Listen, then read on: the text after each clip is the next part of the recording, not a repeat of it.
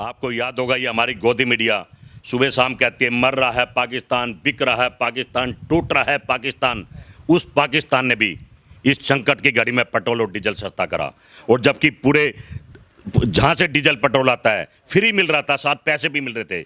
हमारी सरकार ने भर दिया अडानी के और रिलायंस के खजाने, पर खुद नहीं खरीदा और महंगा कर दिया। इस संकट की घड़ी में 10 रुपये रोज बढ़ रहा है पेट्रोल डीजल, कहाँ चला गया है? और प्रधानमंत्री कहते हैं लाल आंख दिखाओ। अरे कहाँ गई लाल आंख? आपकी इंदिरा गांधी ने दिखाई थी। पाकिस्तान के 2 टुकड़े करे, बांग्लादेश निकाल दिया। और जिस तरह से लोग करते हैं, इधर बात करते हैं उधर हमारे सैनिक मारते हैं। ये पाकिस्तान, नेपाल और चाइना जैसे देश है क्या भारत के सामने? हमारे योद्धाओं में दम है, ताकत है, पर कहीं ना कहीं बंधे हैं, मजबूर है, क्योंकि सरकार चाहती है ऐसा हो। कि मैं तो कई बार ये भी कहना चाहता हूँ, कहीं ऐसा तो नहीं पुलवामा की तरह देश में चुनाव था, कहीं यहाँ भी बंगाल और बिहार के चुनाव की तरह उड़ा दिया, हमारे जवान शहीद उड़वा दिए हैं। क्या इस पर भी जांच करनी पड़ेगी? इसके बारे में भी सोचना पड़ेगा। क्या ये भी कोई राजनीति का तो हिस्सा नहीं? बताइए, क्या एक भी भारतीय जनता पार्टी के नेता ने इतिहास देख लीजिए, क्या देश के लिए जान दिया है? नहीं, ली जरूर होगी पर दी नहीं है। अभी तो जब तक देश में ईवीएम मशीन है, जब तक ये चोरों की सरकार है, तो देश यूं ही मरेगा। कोई नहीं जीतेगा, सिर्फ जीतेंगे तो छल कपट से, पैसों के दम पर, ईवीएम के दम पर, यही सरकार। बताइए, देश के प्रधानमंत्री कहते थे जब विपक्ष में थे, जब प्रधानमंत्री नहीं थे, क्या हिसाब किताब सरकार से पूछना चाहिए, नहीं पूछना चाहिए? हमारी नेता सोनिया गांधी ने पूछ लिया तो मुकदमा दर्ज कर दिया। मतलब बदमाशी चल रही है पूरे देश में। ये सरकार नहीं है, गुंडों की सरकार है। क्या है? और हमें बीजेपी से लड़ने की जरूरत नहीं है, हम तो इन एंकरों से लड़ के पागल हो गए हैं। बीजेपी के लोग को आने ही नहीं देते। संबित पात्रा जैसा कहूंगा समय, इतना झूठा। हमारे राहुल गांधी से तुलना कर रहे हैं उसकी, सारे चैनल वाले। क्या राहुल गांधी की जूते के बराबर भी नहीं है वो? पर नहीं, हर चैनल पे बैठा दिया, देश की जनता ने उसे नकार दिया, चुनाव हरा दिया। 27 लाख रुपए तनख्वाह लेता है। क्यों लेता है? नकली डॉक्टर वो। मैं कहता हूं देश को समझना चाहिए, सोचना चाहिए, न्यूज चैनल वालों को समझना चाहिए। अगर जवाब देना है राहुल गांधी की बात का, तो देश के प्रधानमंत्री दें, वो कभी नहीं आएंगे। देखिए, आपका सवाल बहुत अच्छा है और मैं नहीं, पूरा देश जानना चाहता है। आज मैंने जब सुबह टेलीविज़न देखा तो हमारे प्रधानमंत्री जी फिर न्यूज़ चैनल पर आए 11 बजे। हर चैनल पर चल रहा था प्रधानमंत्री जी 11 बजे। मैं भी फटाफट तैयार होकर टीवी के सामने बैठ गया।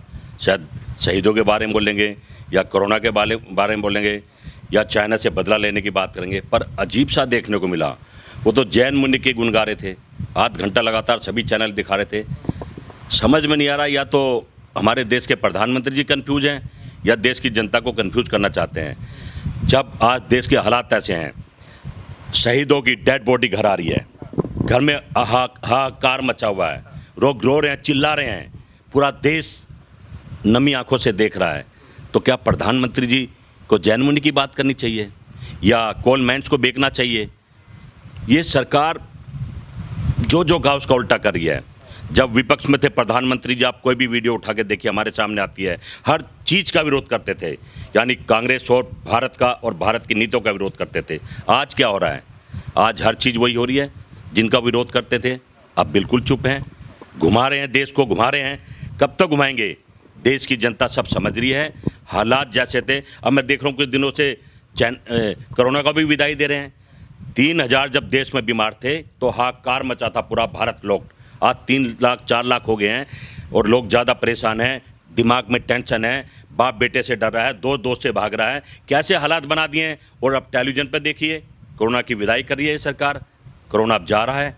समझ में नहीं आया कि देश में हो क्या रहा है। सिर्फ गुमराह करने की राजनीति कर रहे हैं। देश ऐसे लोगों के हाथ में आ गया है जिनको सत्ता चलाने का अनुभव ही नहीं था। आनंद पानी में झूठ बोल के बंद तो गए हैं, पर सारे झूठे वादे। सब देश के प्रधानमंत्री मनमोहन सिंह थे, 11 साल रहे, कोई वादा नहीं करा। जो जनता ने, कांग्रेस पार्टी ने जनता से वादा करो पूरा करा, बस उसी को पूरा करने में लगे रहे। और मैं समझता हूँ प्रधानमंत्री मनमोहन सिंह, प्रधानमंत्री इंदिरा गांधी और प्रधानमंत्री पंडित जवाहरलाल नेहरू और हमारे नेता सरदार पटेल, उनके सामने मोदी कहीं नहीं खड़े हैं। सिर्फ झूठ, जुमला और दिखावा। सर, हम बात करना चाहते हैं कि माननीय श्री राहुल गांधी ने कहा था कि प्रधानमंत्री जी आप चुप क्यों हैं, पूरा देश आज आपके साथ खड़ा है, आपको ज़रूरत है मुंहतोड़ जवाब देने की। लेकिन अब जो सत्ता में बैठे हुए लोग हैं, जैसे मैं बात करना चाहूँगा, अगर उनके जो प्रचारक है, स्टार प्रचारक हैं, एक बार देखा जाए सांसद भी हैं, मैं बात करना चाहूँगा संबित पात्रा की, वो कह रहे हैं ट्रिपल सी से वो तुलना कर रहे हैं और ये कह रहे हैं कि चाइना भी उसी के अंदर आता है, कांग्रेस भी उसी के अंदर आता है और ऐसा तमाम चीज़ें गुनवा रहे हैं, जैसे ट्रिपल सी का नाम दे रहे हैं। वो कह रहे हैं कि ये इन्हीं की वजह से ये हालात आज बिगड़ी हुई है। ताकि किस तरीके से हालात सुधरेंगे? एक तरफ प्रधानमंत्री नरेंद्र मोदी कुछ और कहते हैं, राहुल गांधी जी कुछ और कह रहे हैं, उनके नेता कुछ और कहते हैं, तो कैसे आपसी संबंध बनेगा ये? देखिए, सही बात तो यह है कि भारत 6 साल 7 साल में तो बना नहीं है। इतिहास है भारत का, आज से 70 साल का भारत और आज का भारत देखेंगे तो आपको समझ में आएगा कि कांग्रेस ने, गांधी परिवार ने, राहुल गांधी ने, सोनिया गांधी, जवाहरलाल नेहरू जी, इंदिरा गांधी जी, सरदार पटेल और जितने भी हमारे मनमोहन सिंह ने देश के लिए क्या क्या करा, क्या क्या बनाया है। और सच बात तो ये है, ये लोग सिर्फ झूठी राजनीति कर रहे हैं। राहुल गांधी कांग्रेस के नेता हैं और पूरे भारत में अभी तक वही अफसर हैं जो कांग्रेस ने लगाए थे, कहीं ना कहीं भर्ती करे थे। आज उनका मन कांग्रेस से जुड़ा है, चाहे बीजेपी की सरकार हो। वो कहीं ना कहीं खबर देते हैं कि साहब ऐसा नहीं है, ऐसा है। सच मायने में यह है कि चाइना के लोग हमारे देश में घुसकर हमारे जवानों को मार कर गए, शहीद कर कर गए और बाकी सुनने में आ रहा जो ले भी गए हैं। और जो सरकार फेलियर देखो सरकार का, सरकार ने कहा 3 ही मरे, 24 घंटे बाद ये तो मीडिया ने कहा 3 नहीं साहब 20 से ज़्यादा है। और अभी भी मैं कहता हूँ जो राहुल गांधी जी कह रहे हैं सच कह रहे हैं, उनको पता सच्चाई का। उनको अफसरों ने कहीं ना कहीं खबर दी है। सच्चाई ये है जो सरकार छिपा रही है, सरकार कहीं ना फेल हो गई है। और हमारे देश की मीडिया, गोदी मीडिया की मैं बात करूँगा, विष्णु भगवान बनाया जा रही है। अरे देश में डेड बॉडियाँ पड़ी है, लोग परेशान हैं। और आज डिबेट में होता क्या है, हमें बीजेपी से लड़ने की ज़रूरत नहीं है, हम तो इन एंकरों से लड़ लड़ के पागल हो गए हैं। बीजेपी के लोग को आने ही नहीं देते। संबित पात्रा जैसा कहूँगा समय, इतना झूठा। हमारे राहुल गांधी से तुलना कर रहे हैं उसकी सारे चैनल वाले। क्या राहुल गांधी की जूते के बराबर भी नहीं है वो? पर नहीं, हर चैनल पे बैठा दिया, देश की जनता ने उसे नकार दिया, चुनाव हरा दिया। 27 लाख रुपए तनख्वाह लेता है। क्यों लेता है? नकली डॉक्टर वो। मैं कहता हूं देश को समझना चाहिए, सोचना चाहिए, न्यूज चैनल वालों को समझना चाहिए। अगर जवाब देना है राहुल गांधी की बात का तो देश के प्रधानमंत्री दें, वो कभी नहीं आएंगे। आपको याद होगा कितना मीडिया का शो होता था जब से प्रधानमंत्री बने हैं। क्या किसी भी मीडिया वाले से 1 to 1 बात करी है? हाँ करी है। उनसे जो गोदी मीडिया के, जो उनके गोदी मीडिया के उनके पाले हुए चमचे कह सकता हूँ पत्रकार, उनसे करी है। हिम्मत तो करे ना, पत्रकार बहुत घूम रहे हैं, रजनीश कुमार जैसे सच्चे पत्रकार भारत में भरे हुए सच्चे पत्रकार। कर आजकल तो झूठो पत्रकारों का बोलबाला डिबेट में, हर डिबेट में हमें बीजेपी से तो लड़ने नहीं दिया जाता, हमें तो एंकर से लड़ाई लड़नी पड़ती है। सवाल ये उठ रहा है कि जिस तरीके से अब जो मौजूदा हालात हैं, जितने भी नेता हैं, जो कार्य करने वाले जो सामाजिक कार्यकर्ता हैं, अगर वो कुछ बोल भी रहे हैं तो उनको कहीं ना कहीं दबा दिया जा रहा है, देशद्रोह का मामला कर दिया जा रहा है। क्या आपको ऐसा लगता है कि जिस तरीके से आप बोल रहे हैं उसको अगर कुछ कार्रवाई करेंगे? देखिए, सच बात तो यह है, इस सरकार ने एक ही काम करा है, बढ़ते नेता को दबाना, बढ़ते व्यापार को खत्म करना, बढ़ती समस्या को और बढ़ाना। इस सरकार ने यही काम करा है। उसने हर आदमी की फाइल बना दी है, जो सरकार के खिलाफ बोलेगा उस पर मुकदमा दर्ज। बताइए, देश के प्रधानमंत्री कहते थे जब विपक्ष में थे, जब प्रधानमंत्री नहीं थे, क्या हिसाब किताब सरकार से पूछना चाहिए, नहीं पूछना चाहिए? हमारी नेता सोनिया गांधी ने पूछ लिया तो मुकदमा दर्ज कर दिया। मतलब बदमाशी चल रही है पूरे देश में। ये सरकार नहीं है, गुंडों की सरकार है। और मैं समझता हूँ हर आदमी दुखी है, एक एक आदमी को पता है। और देशद्रोही जैसे लोग सरकार में आ गए हैं और फिर भी वो चुप हैं, उनको अपनी जान के लाले पड़ गए हैं। अब इनसे रोजगार भी नहीं मांग रहे हैं, अब इनसे महंगाई की बात भी नहीं कर रहे हैं। अब तो यही सोच रहे हैं शायद भगवान किसी तरह से हमारी जान बच दे, और जैसे हिटलर ने करा था एक दिन, यही बहुत बड़ा इस सरकार का काम हो जाएगा, विकास हो जाएगा। तो कभी वर्चुअल रैली की बात करते हैं, कभी देश को संबोधित करते हैं, लेकिन उन जो शहीद जवान हैं उनके लिए कभी कुछ बात नहीं की है। आप इसको किस नजरिए से देखना चाहते हैं? देखिए, आज जिनके बच्चे, जिनके पिता, जिनका पति, जिनका भाई चला गया है, वो बहुत दुखी हैं। अब तो आदत सी पड़ गई है दुखी होने की, हम दुखी होकर रह जाते हैं। कितने लोग मारे जा रहे हैं, रोज ही तो जम्मू कश्मीर मारे जा रहे हैं। हर जगह कहते थे आतंकवाद खत्म हुआ, डेली आतंकवादी घुस रहे हैं। कहीं ना कहीं ये देश डर गया है, घबरा गया है इनकी नीतियों से। सबको जान प्यारी है। आज जरूरत है इस देश में सरदार भगत सिंह जैसे की, लाल बहादुर शास्त्री जैसे की, जो बिल्कुल जनता के लड़ते थे, गुरुदेव की, सुखदेव की, जितने भी हमारे शहीद सुभाष चंद्र बोस की, मुंह तोड़ जवाब देना पड़ेगा। नहीं तो ऐसे हम मरते रहेंगे, डरते रहेंगे और अपने बच्चों का भविष्य खराब करते रहेंगे। मैं समझता हूं राहुल गांधी जी ने कभी सत्ता का लालच नहीं करा, ना उनको सत्ता चाहिए। मौका था, मनमोहन सिंह को बना दिया, नरसिम्हा राव को बना दिया, पता नहीं किस किस को बना दिया, पर ये लोग देश के बारे में सोचते हैं। इनका एक इतिहास है, कुर्बानियां दी हैं, जान दी है। बताइए क्या एक भी भारतीय जनता पार्टी के नेता ने इतिहास देख लीजिए, क्या देश के लिए जान दी है? नहीं, ली जरूर होगी पर दी नहीं है। अभी तो देश की जनता को सोचना है कि डर डर कर जीना, मर मर कर जीना है, अपने बच्चों का बहिष्कार करना है तो करो, कुछ फर्क नहीं पड़ता। ये भारत तो चलता है और चलता रहेगा। पर ऐसे नेता जो देश में आ गए हैं, देश को हमारे प्रधानमंत्री जी ने कहा कि 21 साल पीछे हो जाएगा, और मैं दावे से कहता हूं आज देश 50 साल पीछे चला गया है। फिर से इकट्ठा करना पड़ेगा, और कौन कर सकता है? कांग्रेस पार्टी। अब देश के लोग समझ रहे हैं कांग्रेस पार्टी को लाना होगा, देश को बचाना होगा। पर यहाँ भी मैं समझता हूँ, बार बार कहता रहूँ, जब तक देश में ईवीएम मशीन है, जब तक ये चोरों की सरकार है, तो देश यूं ही मरेगा, कोई नहीं जीतेगा। सिर्फ जीतेंगे तो छल कपट से, पैसों के दम पर, ईवीएम के दम पर, यही सरकार। सर, सवाल अब ये उठ रहा है, पूरे देश में देखा जा रहा है कि जवानों के शहीद के बाद से पूरे देश में आक्रोश मचा हुआ है, और एक बदले की भावना भी लोग बाग व्यतीत कर रहे हैं एक दूसरे के सामने, और कहीं ना कहीं चीनी सामानों का भी बहिष्कार करते हुए सामने आ रहे हैं। अब सवाल ये उठ रहा है कि जब लोग बाग जो चीनी सामान उसका बहिष्कार कर रहे हैं, चीनी टेंडरों को हटाने की मांग कर रहे हैं, उसी दौरान देखा जा रहा है कि सरकार ने नई चीनी जो कंपनी है उसको टेंडर दिया है रैपिड रेल को लेते हुए। आखिर क्या ऐसी दोहरी नीति क्यों अपना रही है? लोगों के साथ ऐसा क्यों व्यवहार किया जा रहा है? जब हमारे जवान शहीद हो रहे उसके साथ ऐसा क्यों व्यवहार किया जा रहा है? उसको मुंहतोड़ जवाब देने का क्या लगता नहीं है कि सरकार को मुंहतोड़ जवाब देना चाहिए?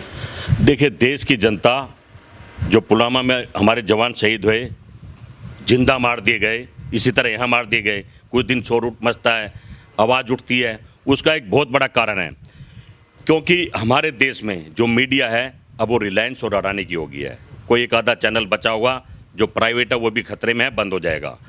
जब तक मीडिया इस झूठी सरकार के भजन गवाएगी तो देश के हालात ऐसे होंगे। सुबह एक तैयारी करी जाती है कि आज ये चलाना है, पूरा दिन वही चलेगा। देश की सच्चाई, विपक्ष की बात, अब तो कहीं के हम देखते हैं कि विपक्ष के बारे में मीडिया बात नहीं करता है। अब कोरोना का इतना बड़ा शोर था, धीरे धीरे कोरोना लिप्त होता जा रहा है, कह सकते हैं कि अंतिम विदाई के दौर पर चल रहा है। इसी तरह से चाइना आ गया है, अब कुछ दिन में चाइना में दिखा देंगे हमने बड़ा विजय कर ली है। और ऐसे एक के बाद एक, एक के बाद एक, एक के बाद एक, कोई ना कोई चैनल में नई कहानी आती रहेगी, झूठी कहानी आती रहेगी, लोग देखते रहेंगे। लोग पिछली बात को भूल जाते हैं, अगली बात आ जाती है, अगली के बाद अगली आ जाती है। तो यही देश में चल रहा है। 7 साल में देश, समाज और जनता के हित का कोई काम नहीं हो रहा है। हम कहते हैं महाशक्ति हैं, और महाशक्ति है, पूरा देश जान रहा है कैसी है। नेपाल डरा रहा है, चाइना डरा रहा है, अब तो क्या नाम है, पाकिस्तान तो डरा ही रहा था। इस महाशक्ति को भगवान ही जाने ये महाशक्ति देश में कैसा माहौल बनाएगी। सर, राजनाथ सिंह जी ये कह रहे हैं कि जो जवान जो शहीद हुए हैं उनका जो शहीद होना है वो व्यर्थ नहीं जाएगा, हम कड़ा जवाब देंगे और इसका हम तैयारी कर रहे हैं। राजनाथ सिंह जी नहीं, ये तो सरकार पहले दिन से कह रही है, हम कार्रवाई करेंगे, हम कड़ा जवाब देंगे, शहीदों की शहादत ऐसे नहीं जाने देंगे। कहाँ हुआ? 7 साल हो गए, यही कहते रहेंगे, कहते रहेंगे, कहते रहेंगे। कहाँ गया 56 इंच का सीना? आज ज़रूरत थी। मैं समझता हूँ इनका काम सिर्फ झूठ बोलना है, गुमराह करना, प्रोपेगेंडा मचाना है। आज राहुल प्रियंका गांधी सेना ने एक आवाज़ उठाई थी देश में कि प्रधानमंत्री जी सभी दलों को बुलाओ। पूरे देश में उठाई थी, जोर शोर से, आपके माध्यम से भी उठाई थी। और मैं समझता हूँ प्रधानमंत्री जो कहने के समझ में आया है कि संकट भारत पर है। अब वो राजनीति से ऊपर उठकर जो दल बुलाया, कोई ना कोई समस्या भी निकलेगी, हल भी निकलेगा। जब संकट पर भारत होगा तो हम प्रधानमंत्री के साथ भी खड़े हैं, पर वो ले तो सही, हमारी सुने तो सही। आज विपक्ष की मीटिंग है और मैं समझता हूँ इसका कोई ना कोई हल निकलेगा, क्योंकि सब मिलकर बैठेंगे। ये किसी एक का भारत नहीं है, ये सबका भारत है। सर मैं बात करना चाह रहा हूँ जब देश में यूपीए की सरकार थी, मनमोहन जी की सरकार थी, तो जो क्यूरिड जो ऑयल आते थे पर बैरल हमें $34 के उसके $34 के हिसाब से मिल जाता था। और आज जब भाजपा की सरकार है उसमें भी सेम वही प्राइस से मिल रहा है। लेकिन कांग्रेस की सरकार में उतने डॉलर कम आने के बावजूद भी मात्र ₹35 या फिर ₹36 इस हिसाब से पेट्रोल हमें मिल जाता है। लेकिन इस सरकार में लगातार पिछले 5-7 दिन से देख रहे हैं हम लोग कि लगातार बढ़ोतरी होती जा रही है, लगभग 85 करीब पहुंच गया है। मामला आप किस तरीके से आप देखना चाहते हैं? आपका सवाल बहुत अच्छा है। ये मैं नहीं, पूरा देश जानना चाहता है हमारे प्रधानमंत्री जी से। आपको याद होगा, ये हमारी गोदी मीडिया सुबह शाम कहती है मर रहा है पाकिस्तान, बिक रहा है पाकिस्तान, टूट रहा है पाकिस्तान। उस पाकिस्तान ने भी इस संकट की घड़ी में पेट्रोल और डीजल सस्ता करा। और जबकि पूरे जहाँ से डीजल पेट्रोल आता है फ्री मिल रहा था, साथ पैसे भी मिल रहे थे। हमारी सरकार ने भर दिया अडानी के और रिलायंस के खजाने, पर खुद नहीं खरीदा और महंगा कर दिया। इस संकट की घड़ी में ₹10 रोज बढ़ रहा है पेट्रोल डीजल, कहाँ चला गया है? और प्रधानमंत्री जब मनमोहन सिंह थे, आपने देखा होगा, ₹160 कच्चा तेल आता था, ₹120 कच्चा तेल आता था। अपनी सरकार को देते थे 55-60 लीटर। अपने कंधों पर कर्जा लेकर हम अपनी सरकार की सेवा करते थे। और आज देख लीजिए, कह रहे हैं विदेशों में फ्री मिल रहा है और यहाँ बढ़ता जा रहा है। ये वही प्रधानमंत्री, यही भारतीय जनता पार्टी है जो विपक्ष में शोर मचाती थी, रोड पर उतर जाती थी, पेट्रोल डीजल के रेट कम करो, जब 154 बढ़ती थी। आज ₹10 बढ़ा रहे हैं, जनता को मार रहे हैं। ये तो जनता को फैसला करना है, जनता को तय करना है कि तुमने कैसी सरकार चुनी है और इसको तुम्ही को जवाब देना है। ये लोग जाने वाले नहीं हैं, ये लोग सत्ता के भूखे हैं। चाहे इनकी तरफ से दुनिया मरे, जनता मरे, चाहे भारत खत्म हो जाए, इनको कुछ लेना देना नहीं है भारत से। आखिरी सवाल है मेरा, क्या आपको लगता है कि अगर भारत चीन के ऊपर अगर कोई नीति बनाता है तो किस मसले में हम चीन को हरा सकते हैं? आपकी राय क्या होगी? देखिए, आपका सवाल जो है इसका जवाब इस सरकार को देना चाहिए। हम विपक्ष में हैं, हम सरकार के साथ बैठे हैं। ऐसी नीति बनाओ कि इसको, जैसे इंदिरा गांधी ने आंख दिखाई थी, प्रधानमंत्री कहते हैं लाल आंख दिखाओ। अरे कहाँ गई लाल आंख आपकी? इंदिरा गांधी ने दिखाई थी। पाकिस्तान के 2 टुकड़े करे, बांग्लादेश निकाल दिया। और जिस तरह से लोग करते हैं, इधर बात करते हैं, उधर हमारे सैनिक मारते हैं। जब ये लोग मारते हैं, मैं सेना पर आवाज़ नहीं उठा रहा हूँ, पर इस सरकार पर उठा रहा हूँ। हमारी सरकार ने सेना के हाथ बांध रखे हैं। ये पाकिस्तान, नेपाल और चाइना जैसे देश है क्या भारत के सामने? हमारे योद्धाओं में दम है, ताकत है, पर कहीं ना कहीं बंधे हैं, मजबूर है, क्योंकि सरकार चाहती है ऐसा हो। कि मैं तो कई बार ये भी कहना चाहता हूँ, कहीं ऐसा तो नहीं पुलवामा की तरह देश में चुनाव था, कहीं यहाँ भी बंगाल और बिहार के चुनाव की तरह उड़ा दिया, हमारे जवान शहीद उड़वा दिए हैं। क्या इस पर भी जांच करनी पड़ेगी? इसके बारे में भी सोचना पड़ेगा। क्या ये भी कोई राजनीति का तो हिस्सा नहीं?